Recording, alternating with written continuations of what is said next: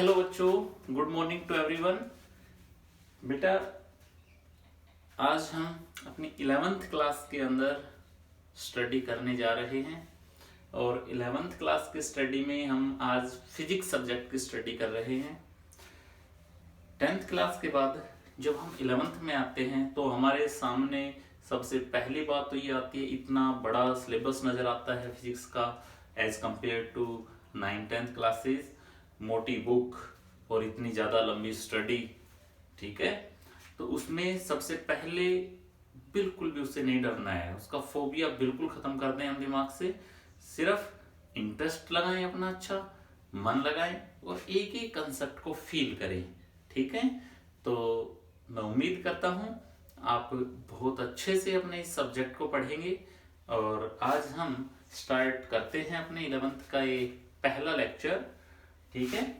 तो देखिए, सबसे पहले मैं बात करता हूँ साइंस। जो आज का हमारा लेक्चर है ये कोई बहुत ज़्यादा इंपॉर्टेंट नहीं है कि लो आपके कॉम्पिटिटिव वगैरह में काम आएगा, लेकिन बिल्कुल हमारी जो बुक है, हम अगर एनसीईआरटी को उठाते हैं तो बिल्कुल बेसिक कंसेप्ट है, इसलिए हम इन बातों को थोड़ा थोड़ा सा करके पढ़ेंगे आज के लेक्चर में। ओके, तो देखिए, साइंस से हम स्टडी स्टार्ट करते हैं।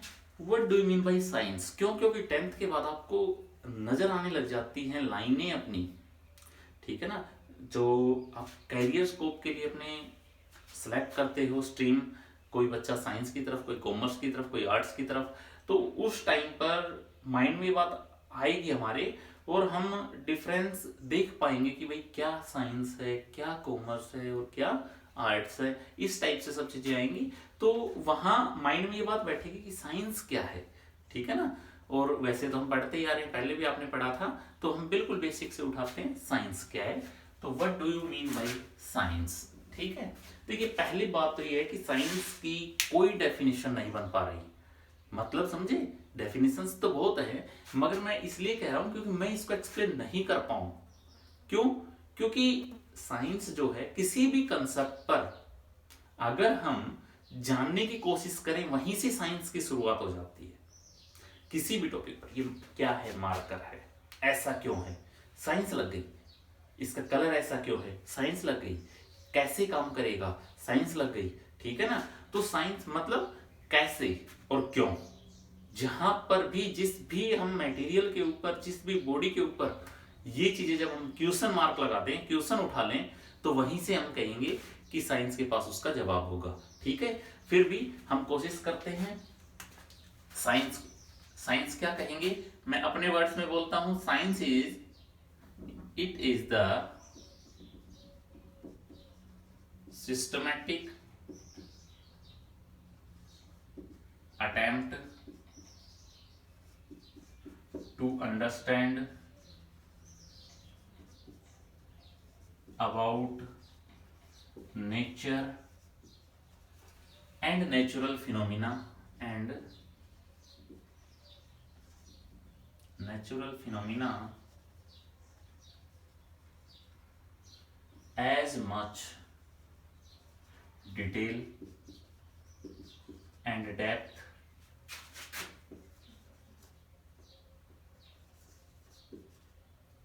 as possible।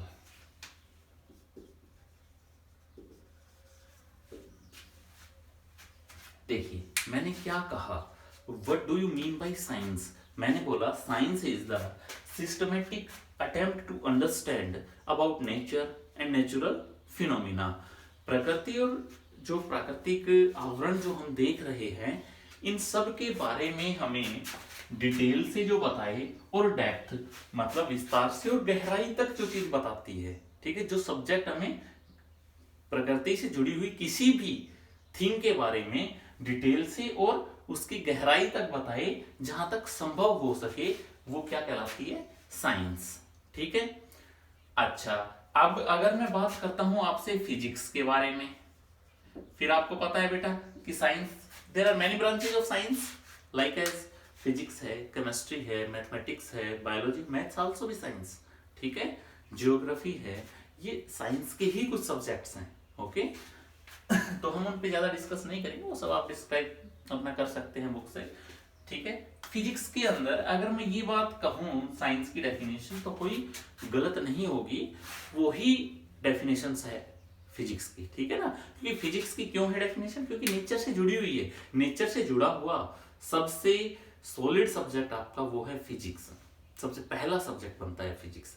क्यों, मुझे देख पा रहे हैं आप, बोर्ड के ऊपर लिखते हुए मुझे देख पा रहे हैं, मेरे ऊपर जो लाइटिंग जो है ये आप थोड़े बहुत ये देख पा रहे हैं, यानी कि किसी भी नेचुरल फिनोमिना को जब आप देखते हो, ठीक है ना, तो वो फिजिक्स के अंदर ही आएगा, नो डाउट। ओके, तो हम कहेंगे कि physics is the branch of science. First of all physics is the branch of science which deals with study about the nature and natural phenomena. ठीक है, जो नेचुरल फिनोमिना और नेचर के बारे में जो हमें स्टडी करवाता है वो ब्रांच साइंस का क्या कहलाएगा, फिजिक्स ही कहलाएगा। And important thing is that physics is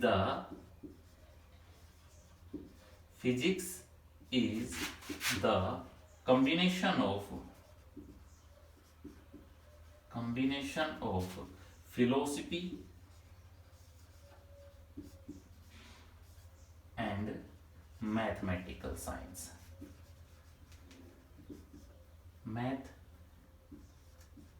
mathematical science, इस बात को आप समझिए। फिजिक्स किन दो सब्जेक्ट्स का कॉम्बिनेशन है, तो आपका जवाब होगा सर फिजिक्स दो सब्जेक्ट्स का कॉम्बिनेशन बन रहा है, फिलोसफी और मैथमेटिकल साइंस, इन दो वर्ड्स का कॉम्बिनेशन है। ठीक है, कैसे, फिलोसफी, अब किसी भी ऑब्जेक्ट के बारे में जो स्टडी करते हो, उसकी डिस्क्रिप्शंस पढ़ते हैं, वो सब फिलोसफी है उस ऑब्जेक्ट की। ठीक है, और उसके बारे में आप मैथमेटिकल वैल्यूज जानते हैं कि ये ऑब्जेक्ट कितनी स्पीड से दौड़ता है, कितना खाता है, कितना पीता है, कितना वर्क करता है, ये सब चीजें क्या कहलाती हैं, मैथमेटिकल वैल्यूज। ठीक है, तो इन दोनों की आप कोई भी फिजिक्स का पेज निकालते हैं तो आप दो ही चीज पाते हैं, या तो वहां पर कुछ थ्योरी लिखी हुई है, ठीक है, कहानियां लिखी हुई होती हैं, या फिर वहां पर न्यूमेरिकल्स होते हैं। देखा है ना फिजिक्स में ऐसा 9th 10th से आप देखते आ रहे हैं, तो वो मैथमेटिकल हो गया न्यूमेरिकल पोर्शन उसका, और जो थ्योरी लिखी हुई है वो उसकी फिलोसफी है। तो इन दोनों के अंदर हम फिजिक्स को डिवाइड करके चलते हैं। ठीक है, बात समझ में आ रही है, बिल्कुल बेसिक बात है। इसके बाद देखिए, जो हम फिजिक्स की बात करते हैं या हम साइंस की बात करते हैं, तो इसके अंदर दो वर्ड्स के अंदर मैं इसको तोड़ता हूं कि एक वर्ड होता है यूनिफिकेशन, कभी सुना होगा यूनिफिकेशन। यूनिफिकेशन का मतलब होता है एकीकरण करना, मतलब बहुत सारी बातों को एक जवाब में समेट देना। तो यूनिफिकेशन बेस्ड है फिजिक्स। यूनिफिकेशन जैसे कंजर्वेशन ऑफ एनर्जी, मैंने लिया यहां पर कंजर्वेशन ऑफ एनर्जी। अगर मैं कंजर्वेशन ऑफ एनर्जी की बात करता हूं तो कंजर्वेशन ऑफ एनर्जी के बेस के ऊपर बहुत सारे कंसेप्ट आप पढ़ते हैं, जिनका जवाब सिर्फ एक ही होगा कि कंजर्वेशन ऑफ एनर्जी। ठीक है, जैसे हमने मैकेनिक्स के अंदर स्टडी किया, किसके बारे में, हम लाइट के बारे में स्टडी करते हैं, भाई किस तरह से हम इलेक्ट्रिसिटी को बनाते हैं, हमने वो स्टडी की। पहले हम इलेक्ट्रिसिटी की बात कर लेते हैं। तो इलेक्ट्रिसिटी की जब हम स्टडी करते हैं तो वहां पर पूरा कंसेप्ट हमारे पास क्या आता है, कंजर्वेशन ऑफ एनर्जी का आता है। अच्छा, हम गन के बारे में स्टडी करते हैं, रिकॉइल ऑफ गन हमने जो 10th में पढ़ा था, 10th में था 9th में था, ठीक है, रिकॉइल ऑफ गन, उसके अंदर भी हम जो पढ़ते हैं मोमेंटम वगैरह के बारे में पढ़ते हैं, वहां भी कंजर्वेशन ऑफ एनर्जी का हम कहीं ना कहीं यूज करते हैं।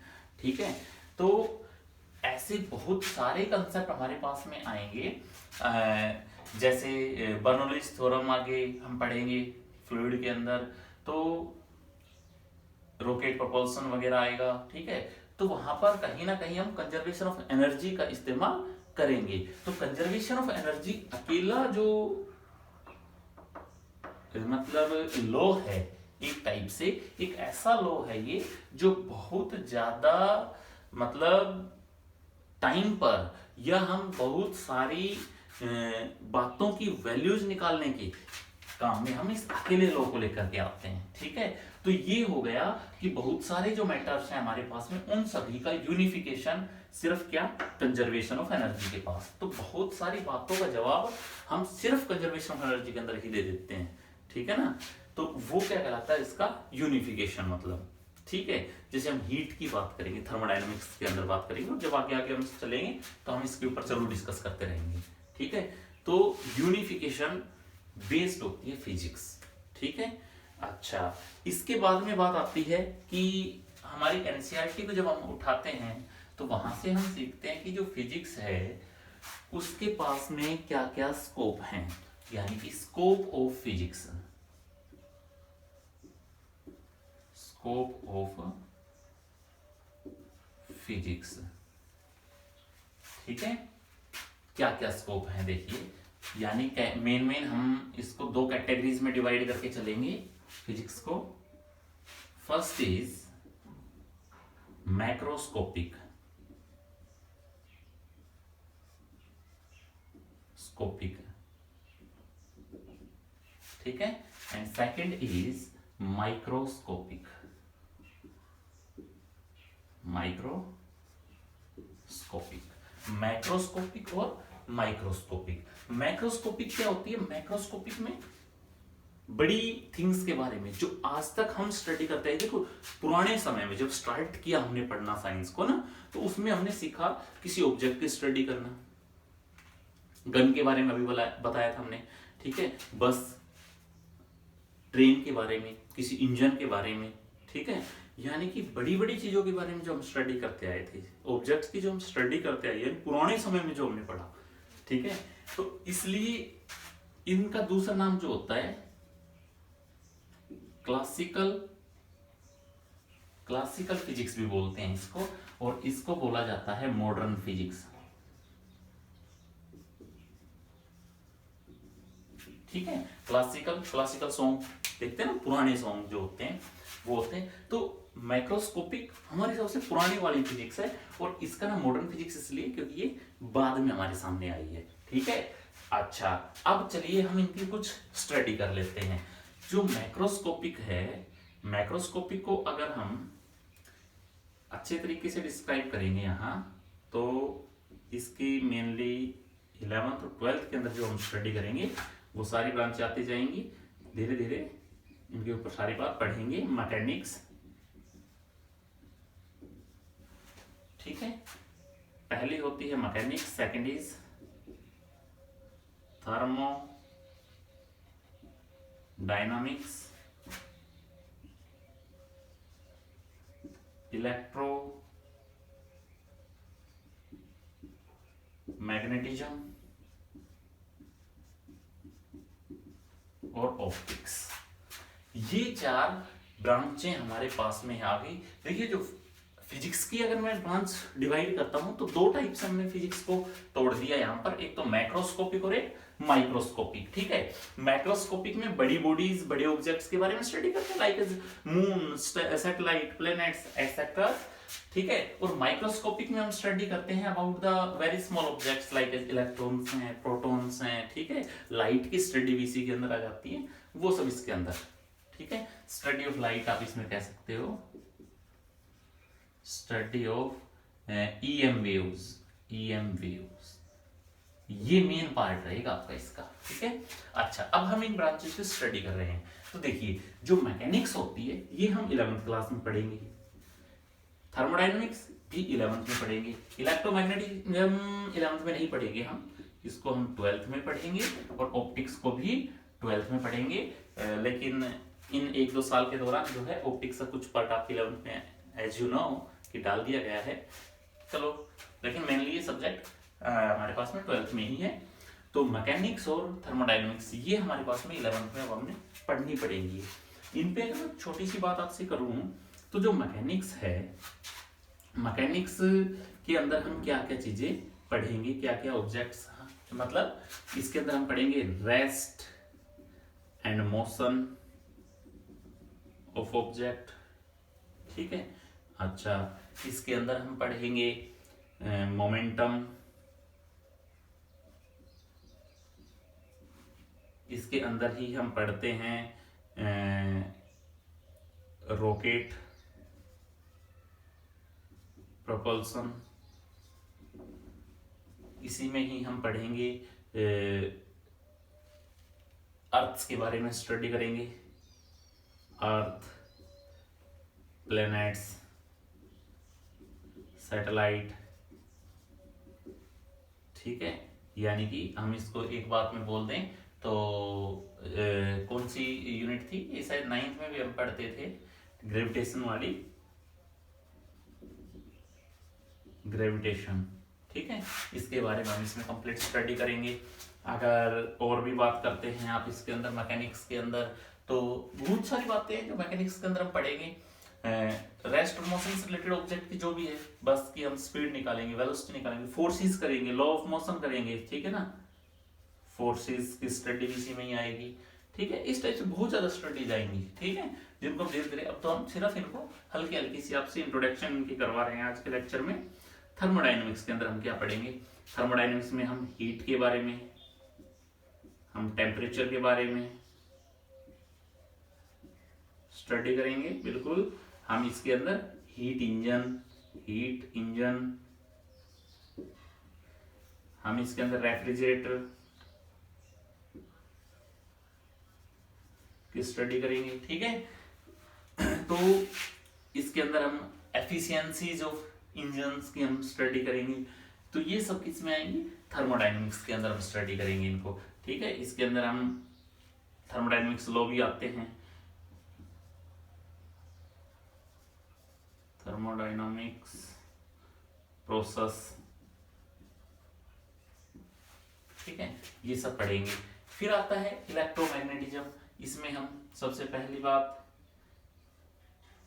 इलेक्ट्रॉन, प्रोटॉन, यानी कि मैं एक बात में कहूं चार्जेस के बारे में पढ़ेंगे, electric field,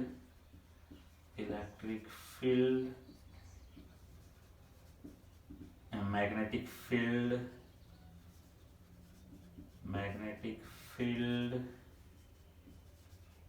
electric current, devices, ठीक है।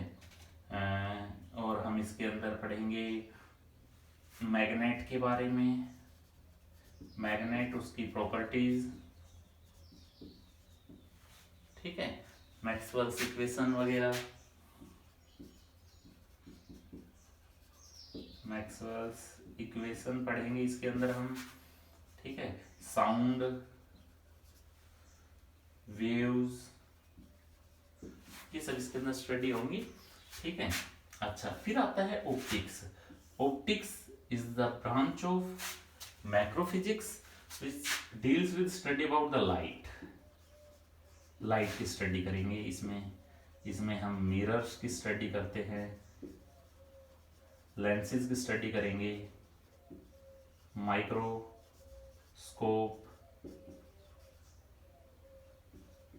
टेलीस्कोप, ठीक है, reflection, refraction, TIR, total internal reflection, ठीक है। यानी कि और लाइट के जितने भी फिनोमिनाज हैं सभी की, हाइजन प्रिंसिपल,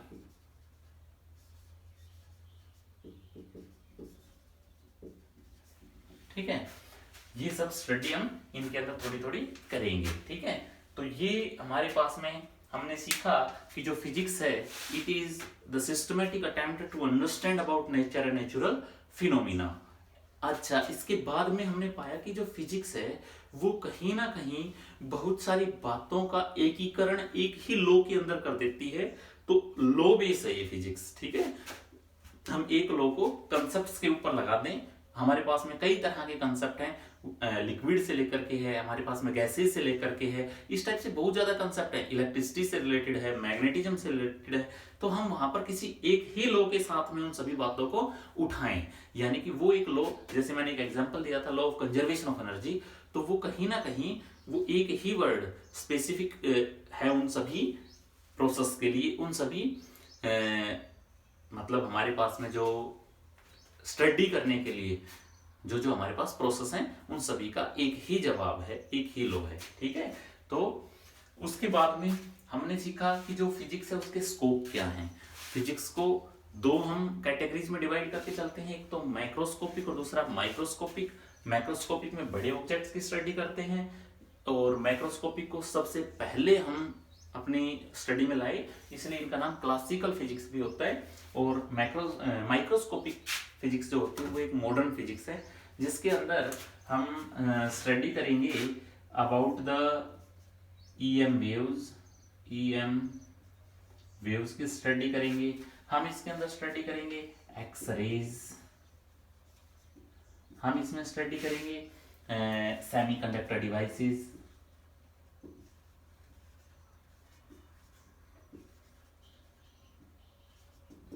ठीक है, रोबोटिक्स वगैरह की जो हम स्टडी करते हैं।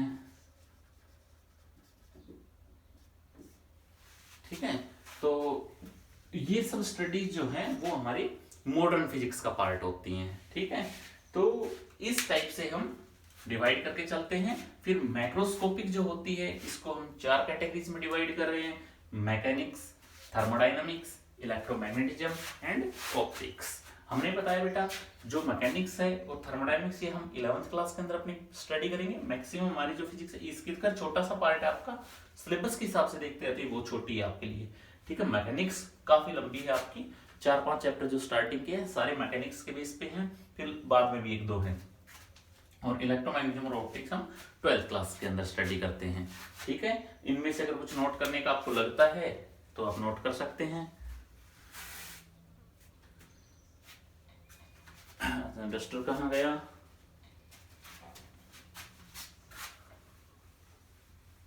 अच्छा, जो फिजिक्स है, क्या फिजिक्स का रिलेशन हमारी सोसाइटी के साथ है? अगर हम बात करें, अगर मैं आपसे ये बात कहूं, मैं अपने पास से नहीं कह रहा, मैंने भी बड़े बड़े अच्छे ज्ञानी लोगों से सुना है क्या कि फिजिक्स जो है सभी सब्जेक्ट्स के लिए गॉड फादर है। ठीक है, फिजिक्स, तो फिजिक्स जो है इसका रिलेशन सोसाइटी,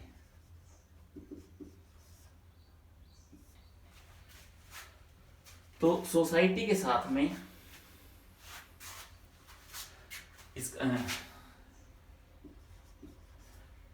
इसका कैसा क्या रिलेशन होता है? फिजिक्स का सोसाइटी के साथ किस तरह से रिलेशन है देखिए। एक छोटी सी बात हम करते हैं, जैसे हमारे पास पहले होता था एक स्टीम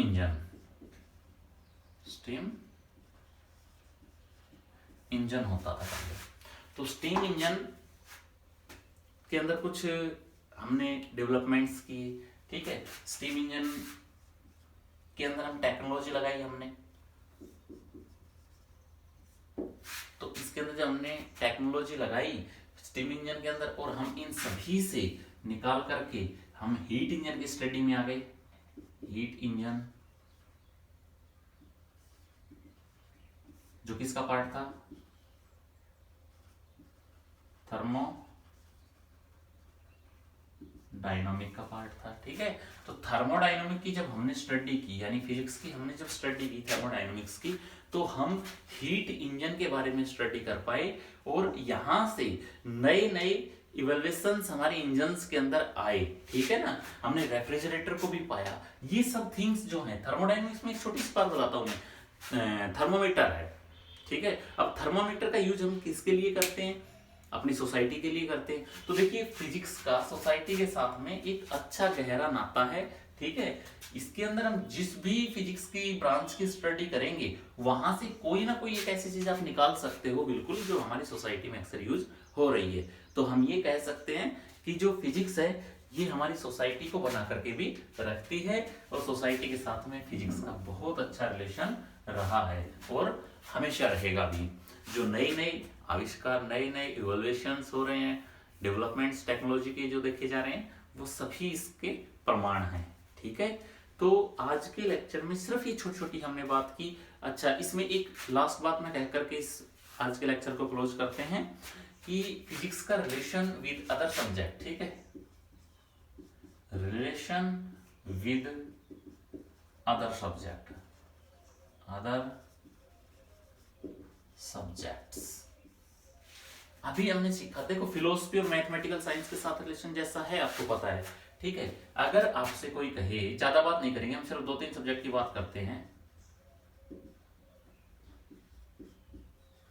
केमिस्ट्री, केमिस्ट्री के साथ फिजिक्स का कैसा रिलेशन है? देखिए केमिस्ट्री के अंदर जब हम रिएक्शंस की स्टडी करते हैं, ठीक है, तो रिएक्शन में आप एंडोथर्मी, एक्सोथर्मी, एक में हीट रिलीज हुई, एक में हीट एब्जॉर्ब हुई, ये सब चीजें पढ़ते हैं। तो हम इन रिएक्शंस में हमें आवश्यकता पड़ती है हीट की, पड़ती है ना।